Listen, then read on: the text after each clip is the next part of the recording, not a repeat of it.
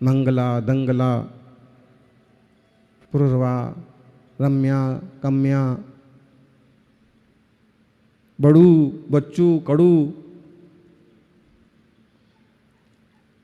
योग संयोग देखिए, निकले थे शिकार पर लेकिन खुद निकले थे पाप करने, और वहां सागर सेन मुनिराज का सानिध्य क्या मिल गया, जीवन बदल गया। भोर हुआ, धनुष बाण उठाया, जंगल की तरफ चले। कालिका नाम की पत्नी साथ में चल दी। निशाना साधने ही वाले थे कि पत्नी ने रोका, कुछ नया है, कुछ अद्भुत है, ठहरो। देखा तो मुनिराज, उस समय इस जीव को पता भी नहीं है कि हिंसा पाप है। मुनिराज समझाते हैं तो भी पूरी तरह से हिंसा छोड़ने को तैयार नहीं हो पाता है, परिस्थितियां वैसी हैं। यानी ऐसे क्षुद्र पर्याय पाकर के जीव ने ऑलरेडी खूब पाप किए हैं। सौभाग्य से श्रावक का परिवार मिला है, जिन धर्म मिला है, कभी भी किसी तरह से जीवन में हिंसा और हिंसाजन्य पदार्थों को प्रश्रय नहीं देना। किसी धोखे में मत आ जाना कि दोस्तों के लिए थोड़ा सा नॉनवेज खिलाना जरूरी है, कि इतनी बड़ी शादी में शराब तो होना चाहिए, इतना बड़ा घर का इकलौता कार्यक्रम हो रहा है, आलू बड़े तो होना चाहिए, प्याज तो जरूरी है। ध्यान रखना, खाने वाले खाएंगे, मजे उड़ाएंगे, वो उनका कर्म भोगेंगे, लिए उससे सवाया करवाने वाले भोगेंगे। इसलिए किसी भी तरह से मांस, शराब, नशे को प्रोत्साहित नहीं करना, यहां तक कि जमी कंद को भी प्रोत्साहित नहीं करना। एक जगह पंच कल्याणक में शिकायत आई कि बोले वहाँ स्वाद बनाने के लिए, स्वाद बढ़ाने के लिए लहसुन का मसाला डाला जा रहा है। हमने जिम्मेदार लोगों से बात की, उन्होंने कहा कि हम लोगों ने सारी लिस्ट अच्छे से चेक करके ही अच्छा से अच्छा और जिन शासन के अनुकूल ही करवाने की कोशिश की। फिर भी महाराज जी हम लोग देखते हैं कि कहाँ फॉल्ट है, क्या गलती है, और फिर कुछ कहीं लापरवाही या चालाकी थी तो उसको दुरुस्त किया गया कि ऐसा नहीं चल रहा है। यहाँ जो है सो बिल्कुल शुद्ध होना चाहिए, व्यवस्थित होना चाहिए। स्वाद कम हो लेकिन ऐसा स्वाद ना हो कि दुर्गति का पात्र बना दे। बाजार के स्वाद में इस तरह के रसायन होते हैं कि जीव को आदत पड़ जाती वही चाटने की, लेकिन जीव के वशीभूत होकर के जीवन बर्बाद हो जाते हैं। सौभाग्यशालियों, बिना यत्न के मोक्ष नहीं होता है, तब करना पड़ता है। उस पर्याय में उस जीव ने भी स्वीकार किया, ठीक है गुरुदेव आप कहते हो तो मैं तो पूरा तो नहीं छोड़ सकता, तो कौए का मांस तो छोड़ सकते हो। उसने कहा कौए को खाने की कोई जरूरत नहीं पड़ती, ये हो सकता।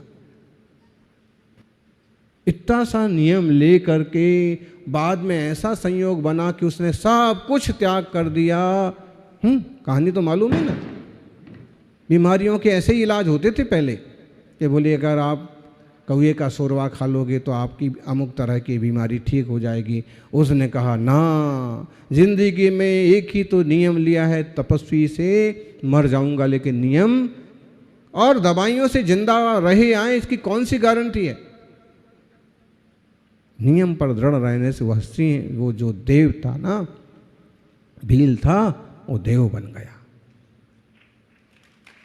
देव की पर्याय के बाद भरत का पुत्र मरीचि बना। फिर देखिए मरीचि की पर्याय में भी पता नहीं क्या क्या सूझा और किस किस तरह से उसने अपने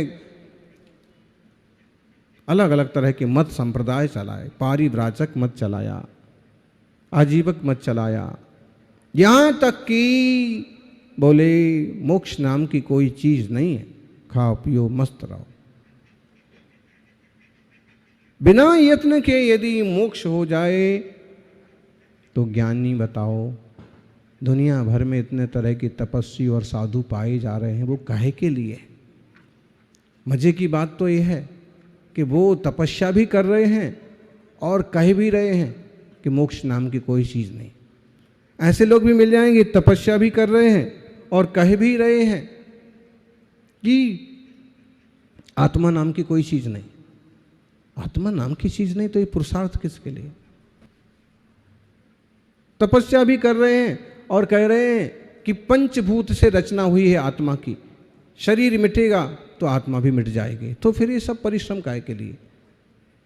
निश्चित रूप से आत्मा है, 6 द्रव्य हैं, 7 तत्व हैं और वह जानने वाला आत्मा मैं खुद हूं।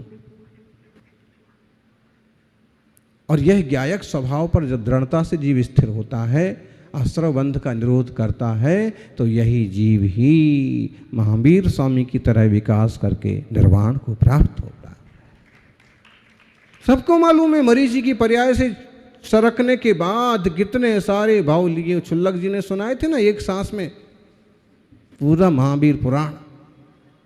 आचार्य पूज्यपाद स्वामी कहते हैं शरीर के नाश से आत्मा का नाश नहीं होता है, 2 अलग अलग चीजें। सपने दृष्टे विनष्टे पी, समाधि तंत्र का 101वां श्लोक है। सपने दृष्टे विनष्टे पी नाना सोस्ति यथात्मना तथा जागर दृष्टे पी विपर्यासा विशेषतः।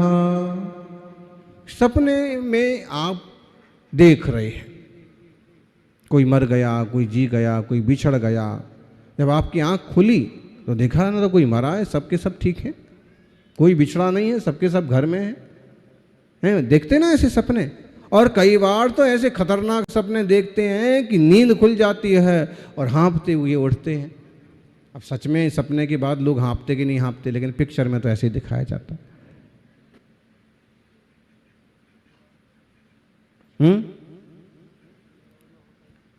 डरावना सपना होता है तो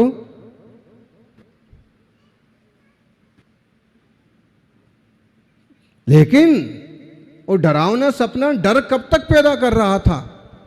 जब तक सोने हुए थे, सोने का भ्रम था। और जैसे ही जागे, जैसे उठे तो 1-2 मिनट ज़्यादा से ज़्यादा और डर रहेगा, उसके बाद वो धीरे धीरे शांत हो जाएगा कि नहीं एक्चुअल में ऐसा कुछ हुआ ही नहीं है। फिर अगर आपका कोई सहयोगी है तो वो आके पूछेगा बेटा है, बेटी है, परिजन है, क्या हुआ क्या हुआ, क्या हूँ, घबरा के उठ गए। मजेदार बातें होती हैं बनारस में। और जो थिंकिंग होती है ना दिन भर की, कई बार दिमाग में वो बैठ जाती है। बनारस चतुर्मास था, बेलूपुर मंदिर थोड़ा अंदर है और सड़क पर ही एकदम सड़क से सटा हुआ एक और मंदिर है, उसी के जस्ट पास में खड़गसेन उदयराज जैन का। वो थोड़ा छोटा है और ज़्यादा लोगों की उस पर नज़र नहीं जाती है। तो चतुर्मास वहीं बेलूपुर में, लेकिन गुरु महाराज ने प्रवास के लिए चुना वो छोटी वाली जगह को, ताकि लोग कम आए, शोर कम हो।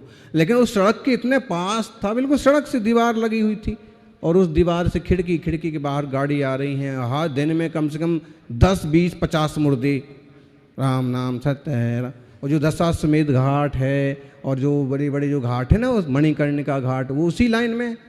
तो रोज दिन भर राम नाम सत्य है, राम नाम। और वो तो आवाज़ इस टाइप की थी कि जैसे यहाँ पर वो कैटरर्स होते हैं या बैंड वाले होते हैं कि उनकी टीम होती है, म्यूजिशियन होते हैं, उनका एक अपना ग्रुप होता है। ऐसे ही वो वहाँ पर आरती उठाने वालों के अलग अलग ग्रुप थे। समझ लो किशनगढ़ से कोई लेके गए कि इसको गंगा जी में करना है या बनारस में अंतिम संस्कार, तो वो तो 2-4 आदमी जाएंगे, बाकी कहाँ से आएंगे? तो भाड़े की टीम। तो इतना अभ्यास हो गया था कि अब दूसरी टीम लेके निकली है, अब दूसरी टीम लेके निकली है। उनके बोलने का टोन से मालूम पड़ता था। तो क्या हुआ, एक महाराज थे, नाम तो पता है, बोलूंगा नहीं। तो एक दिन अचानक 1 बजे रात को और उठ करके घबरा करके रोने लगे। मुनि महाराज, मैंने कहा कि भाई क्या हो रहा है? उस समय हम बसुनंदी श्रावकाचार्य की टीका कर रहे थे। दिन में स्वाध्याय वाचना चलती थी, आए थे पंडित, इसमें 2-4 उसमें थे। तो दिन में वाचना चलती थी, रात में हम उसको जो चिंतन मनन आता था उसको हम लिखते थे। तो 1 बजता था, 1:30 बजते थे कि वो विषय कंप्लीट करना है। तो हम तो बैठे ही हुए थे और उनको रोता हुआ देख करके हमने कहा कि क्या हुआ अचानक से। सन 2000 की बात है, 1999 की बात है, तो मतलब 20-22 साल के होंगे। और उनको रोता देख करके, आधी रात को कोई रोए तो कैसा लगेगा, है वो भी एकदम डरावने। तो लेकिन हम हैं। हम उठे, उनके पास गए तो और जोर से रोने लगे। तो मैंने कहा कि रोते क्यों हो, मौन था। लेकिन हमारी पूरी कोशिश रहती कि एकदम अति आवश्यक हो तो शब्द निकालना। तो हमने तब तो शब्द निकाला नहीं, हमने कहा क्यों रो रहे हो। फिर धीरे धीरे उनका रोना कम हुआ। फिर बोले, बताने की हिम्मत ही नहीं पड़े, कैसे बताऊं। तो मैंने कहा अभी शांति से सो जाओ। उनको सुलाया धीरे धीरे, लेकिन नींद कहाँ आए, तो उनको भी नींद नहीं आ रही थी। हमने कहा कि अब अपने सोने का टाइम था, 1-1:30 बजे सोएंगे, 4 बजे वापस उठना था, तो अब आज नहीं सोते हैं। फिर हम वापस फिर लिखने को बैठ गए। फिर जैसे 5-1 बजे तो फिर उनको थोड़ी और हिम्मत आई। फिर वो बोले कि ऐसा हुआ कि यहाँ से वो अर्थी लेके जा रहे हैं, राम नाम सत्य लेके जा रहे। 1 गई, 2 गई, 3 गई, 4 गई, और फिर एक खाली अर्थी आई, उस पर कोई नहीं था। उन लोगों ने मुझे पकड़ा और बांध करके ले जा रहे हैं, और मैं खूब चिल्ला रहा हूँ, मैं रो रहा हूँ, लेकिन मुझे छोड़ ही नहीं रहे हैं, मुझे बांध करके ले जा रहे हैं। बस ऐसा सपना देख करके बोले मेरी नींद। तो दिन भर वही सुनते थे, क्या करेंगे। तो जब कई बार दिन भर जो सोचते रहते, रात में वो आ जाते हैं, इसलिए सारे सपने सच्चे नहीं होते हैं। फिजूल के सपनों के चक्कर में मत पड़ो। बोले आचार्य श्री पूज्यपात करे, स्वप्ने दृष्टे विनष्टे पी ना सोचती यथात्मना। स्वप्ने जो कुछ भी देखा सुना, खुद भी मर गए, अंतिम संस्कार भी हो गया, लोगों ने तेरे ही खा ली। क्या बोलते उसको, तेरह भी को खाना तो नहीं चाहिए, फिर भी समझ लो वो भी हो गया। और आप जब आँख खुली तो आप तो ऐसे के ऐसे बैठे। तो बोली जैसे सपने में कोई चीज़ मर जाए, बिछड़ जाए, टूट जाए, तब भी जागने पर स्पष्ट होता है कि नहीं, ऐसा नहीं है। ऐसे ही सचमुच में भी यदि मरण हो जाए तो भी आत्मा का मरण कभी होता नहीं है। आत्मा तो शाश्वत ही रहता है। इस शाश्वत स्वभाव को जानो। राजा जनक का बड़ा सुंदर दृष्टांत है। राजा जनक सभा में बैठे हैं और रात में आए हुए सपने को स्मरण करके पूछ रहे हैं, ये सच्चा कि वो सच्चा, बताओ जी। सिंहासन पर बैठे हैं और सभा लगी हुई है पूरी, विनोद जी बताओ ये सच्चा कि वो सच्चा। अब आए सभासद और ये सच्चा वो सच्चा क्या होता है, ये सच्चा वो सच्चा, ये सच्चा वो सच्चा। एक बुद्धिमान मंत्री आए, उनके सामने भी राजा ने कहा ये सच्चा कि वो सच्चा। बुद्धिमान थे, बुजुर्ग थे, तुरंत ध्यान लगाया कि जरूर कोई ना कोई बात हुई है, शायद कोई सपना देख लिया। तो उन्होंने कहा कि ना ये सच्चा ना वो सच्चा, ये खुली आंखों का सपना, वो बंद आंखों का सपना, ना ये अपना ना वो अपना। फिर उन्होंने कहा कि महाराज आखिर पूरी बात बताइए। राजा ने कहा कि रात में सपना देखा कि किसी ने राज्य पर आक्रमण कर दिया है और पूरा राज्य तहस नहस हो गया। हम प्राण बचा करके भागे हैं और भागते भागते किसी और राज्य में पहुंच गए हैं। 3 दिन से कुछ खाया नहीं है। वहाँ भोजनशाला है, किसी ने खोल रखी है, धर्मात्मा ने, खाने वालों की लाइन लगी हुई है। मैं भी बीच में लग गया।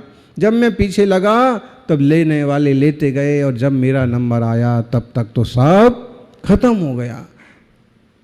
मैंने हाथ जोड़ करके उस बांटने वाले को कहा कि भाई कुछ तो दे, कुछ तो दे। उसने कहा कि इसमें दाना भी नहीं बचा है, भाई कुछ तो कर, खुरचन निकाल दे। उसने कहा इसमें काला कलूटा नीचे बैठा हुआ भात का खुरचन है, वो तो पशु भी नहीं खाते हैं। उसने कहा जो भी है तू मुझे दे दे।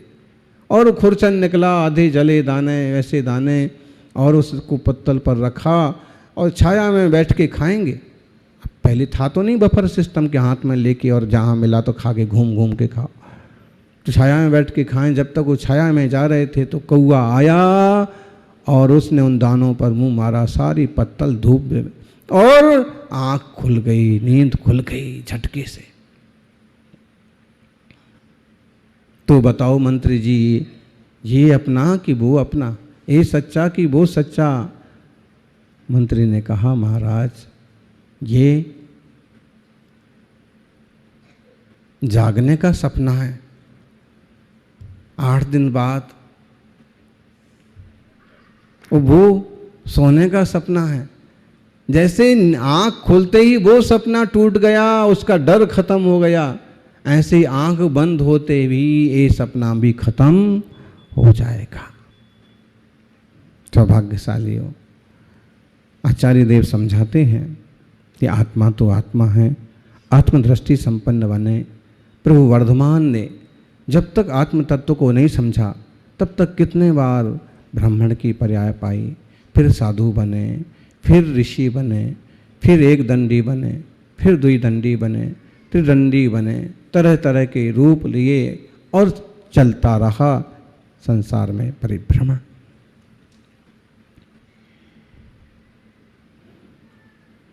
फिर विशाख भूति की पर्याय में आए, विशाख नंद की पर्याय में आए हैं, विश्वनंदी बने, और उनका एक जो चचेरा भाई था वो विशाख नंदी बना। और इस तरह से उसके बाद भाई भाई में भी कैसे कलह हो जाता है और कैसे रंजिश बांध ली जाती है, इसको मजा चखाएंगे। अगले भाव में उत्कृष्ट नारायण बने, चचेरा भाई वो था वो सुग्रीव बना।